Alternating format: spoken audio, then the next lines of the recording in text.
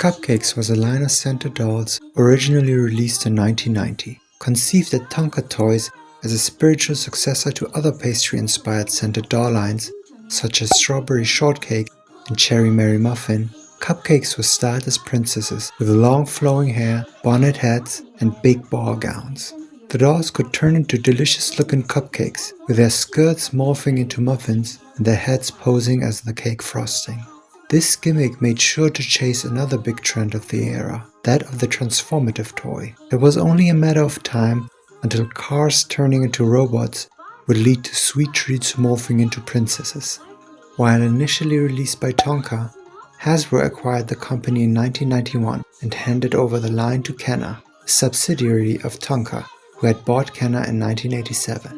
Video game distributors such as Nintendo of America had a strong hold and market share over toys aimed at boys, making any toy company that didn't have licenses such as Mighty Morphin Power Rangers or Teenage Mutant Ninja Turtles, or with a portfolio lacking in products aimed at girls or children of all ages, quickly disappear from the scene. Stephanie Eskander, who had previously worked as a designer for Mattel and Hasbro on such iconic toy lines as Rainbow Bride, Gem and the Holograms, Moon Dreamers, and would go on to design for Cabbage Patch Kids in the late 90s, joined the development team of Cupcakes in 1990. Among the designs she worked on was the beautiful bridal cupcake doll from the Princess Parfait line. We got the Tropical Treats dolls with crimped hair in Hawaiian-inspired hula attire, the Jam Pops dolls, turning the cupcakes into jam jars instead, and the Cotton Candy dolls, the most glamorous looking cupcakes yet, with fur-lined satin dresses ready for a Hollywood red carpet. So I have one of the Cupcake dolls with me today. As you can see, the box is in pretty rough condition, and the girl looks like she's been through it. So I'm definitely going to free her and take care of her. I believe this was part of the Sugar and Shine Cupcakes line, and this character is called Honey Drop. Now, as it's a European printing, on the top it says Shimmer Cupcakes, and it also says something in French, I believe, and in Dutch, I'm not sure. You can see the pictures on the box with an explanation of the transformation gimmick. Cupcakes hide until it's time for a surprise. This is one of the later runs that was released by Kenner. And contents of a box are one doll with changeable clothing, hat and comb. You can see the comb here. Now the back of the box, I love that the barcode is shaped in a Cupcake sticker. You have some pictures here of the different Cupcakes characters. This is the one I have here, it's Honey Drop. And again it says Shimmer Cupcakes, which was the translation of the Sugar and Shine Cupcakes line. There's some tidbits here. Welcome to Cupcake Land, an enchanting world in which cute cakes turn into beautiful dolls. And then you have another explanation of the gimmick. Turn the skirt around, put the dress and hair into it, and now you have a beautiful cupcake. As this box is almost falling apart right in front of me, let's get her out.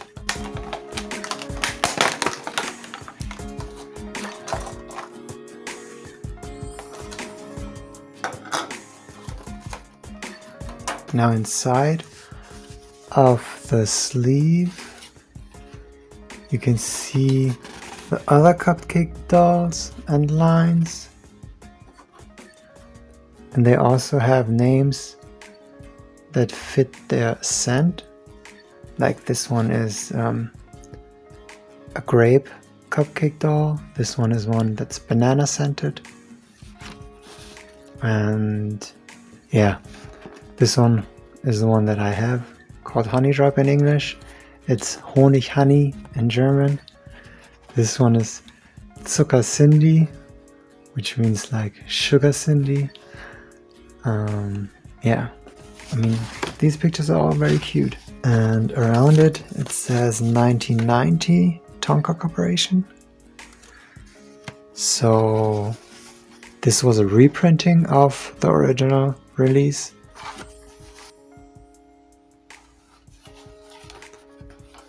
collect the Cupcake playsets and discover your own world full of sweet surprises. This one is the Tea Party set. I love the details. It looks just amazing. Now on to the doll herself. I'm going to take a whiff to see whether or not her scent is still there. You can faintly get an idea of her sweet scent. It's like vanilla pastry. She's got a lot of tinsel in her hair, and her dress also has lots and lots of tinsel in it. Now you can take the dress off with Velcro in the back. You can move her arms. You can move her head. So that's the basic articulation that she has. So when you take off a garment, you can see the basic doll without the dress. Oh, and by the way, the arms, the articulation of the arms is not separate from each other. It's like they're attached to each other. So if you move one arm, you move the other arm as well. Now you can hide her in her cupcake. Then she looks like this. I think she's quite cute, though I'm not a big fan of the extreme amount of tinsel everywhere. And her hair is rough shape. I'm not sure if you can do anything about it, as the tinsel would hinder any kind of attempts at TLC. You can just tie a knot here, then you have her with her head on. I think she's pretty cute. She's got some blue eyeliner and blue eyeshadow, and she's got some cream colored lipstick. Overall, I'd say that she's a pretty cute looking doll. Very adorable. As it was the case with many other toy lines of the 90s, Cupcakes had a good 2 to 3 years until market saturation had set in, kids got bored with the gimmick, and toy makers started to chase other trends. Gumball Machine Girls, as well as a Cupcakes Dream House, were announced at the time, but never got an official release. We've got a secret. Here's a clue. 2005 saw a new wave of Cupcakes dolls and playsets get released by Radica, a company most known for their plug-and-play gaming console devices with ports of arcade and Sega Genesis games. Stephanie Iskander was again involved in the making of these dolls, though her original designs were overly simplified in order to cut costs. In 2006, Radica Games was absorbed into Mattel, and the Cupcakes doll line was once again put on hiatus.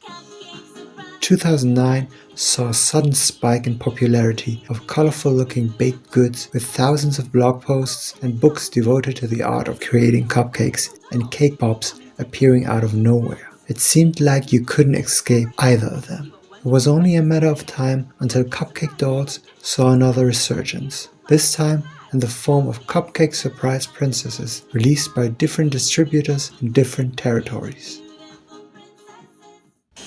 After having engaged in a bit of restoration work, my Cupcakes doll is looking pretty good right now.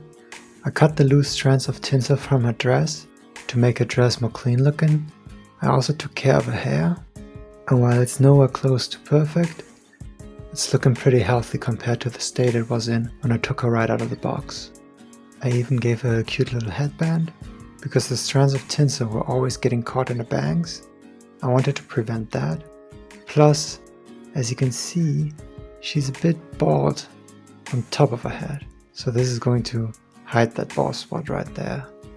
Now I also have a new Cupcake Surprise Princess with me here, produced by Amco.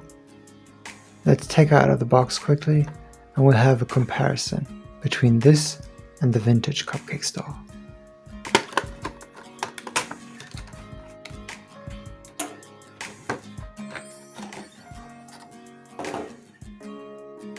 Now here we have the Cupcake Surprise Princess. She's cocoa and chocolate pudding scented. The dress is made out of a very stiff material. Now comparing the hair quality, Even though the quality of the vintage Cupcake doll hair was pretty rough when it came out of the box, you can just see that this looks a lot more shiny and a lot more healthy, despite it looking a lot rougher when it just got out of the box. This feels very crunchy and coarse, and I don't think that you can do a lot with it.